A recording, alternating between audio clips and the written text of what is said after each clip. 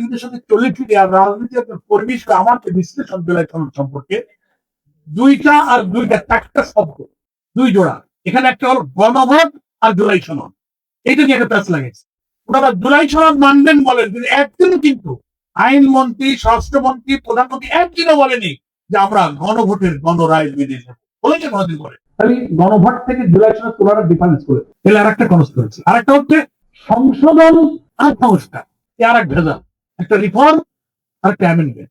মানুষ মনে করে কি রে, বিএনপি তো সংবিধান সংশোধন করতেই চায়, জামাত না বলে একটা কমিটি বানাইছে, বিশেষ কমিটি যোগ দিলেই তো হয়। What is difference between reform and amendment? এটাও তো জনগণ একটু বোঝা লাগবে কিনা। তাহলে জুলাই সনদ আর গণভোটের পার্থক্য এখানে 84টি সংস্কারের বিষয়ে ঐক্যমত্য কমিশন প্রস্তাব করেছে। সেই 84টির অনেক দফায় বিএনপিরও নট অফ ডিসেন্ট আছে, জামাতেরও নট অফ ডিসেন্ট আছে, কোন কোন দলের কম বেশি নট অফ ডিসেন্ট আছে। কিন্তু কমিশন 84টি বিষয়ে প্রস্তাব করেছে, তার ভিত্তিতে গণভোটে 4টি প্রশ্নকে সামারাইজ করে দেওয়া হয়েছে, সেখানে কিন্তু কোনো নোট অফ ডিসেন্ট নাই। ঐক্যমত্য কমিশন জুলাই সনদের ভিত্তিতে এবং গণভোটে যে অর্ডিন্যান্সটা জারি হয়েছে 25শে নভেম্বর 2025, আর প্রেসিডেন্সিয়াল অর্ডার যেটা হয়েছে সংবিধান আদেশের সংস্কার আদেশ, সেটা হচ্ছে 13 নভেম্বর 2025। একটা হলো ওয়ার্ডার, একটা হলো অর্ডিন্যান্স, সেখানে সব ব্যাখ্যা করা আছে।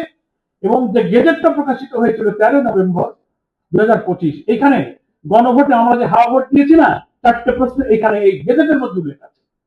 ওখানে কিন্তু জুলাই সনদের সব সংস্কারের প্রস্তাবকে একেবারে সারবস্তু করে এই পয়েন্ট আপনি হা থাকলে হা বলতে পারেন। জুলাই সনদের এই বইতে নোট অফ ডিসেন্ট আছে, কিন্তু গণভোটের বেলাতে কোনো নোট অফ ডিসেন্ট নাই। রহস্যটা বুঝেছেন কিনা? গণভোট যদি মানা হয়, তাহলে বিএনপি যে 14 থেকে 15টা সাংবিধানিক পরিবর্তনের ব্যাপারে ভিন্ন মত দিয়েছে, দিয়েছে, ওইগুলো আর তারা কার্যকরী করতে পারবে না। সেই 12-14টা পয়েন্টই হচ্ছে সংবিধানের এমন মৌলিক বিষয়, প্রধানমন্ত্রী, প্রাইম মিনিস্টার ছাড়া পার্টি চিফ থাকতে পারবেন না, আপার হাউসের ব্যাপারে প্রপোর্শনাল রিপ্রেজেন্টেশন পদ্ধতি, সমস্ত সাংবিধানিক পদ, কনস্টিটিউশনাল পোস্ট গুলোকে প্রধানমন্ত্রী রাষ্ট্রপতি ইচ্ছায় পূরণ করা যাবে না। সেখানে ট্রেজারি বেঞ্চ, অপোজিশন বেঞ্চ, আলাদা সার্চ কমিটি করে নিরপেক্ষভাবে আমাদের জুলাই অভ্যুত্থানের সন্তানদের দাবি, উই ওয়ান্ট জাস্টিস, ওটা নয় মেধা, ছাত্রলীগ বা যে কোনো সরকারি ক্ষমতাসীন দলের লোকদেরকে ডেকে ডেকে পিএসসি ক্যাডার সার্ভিস ডকুমেন্ট এখান থেকে বেরিয়ে আসতে গিয়েই যে একটা খারাপ দলের জন্ম হয়েছে। কথা আমি বুঝাতে পারছি কিনা?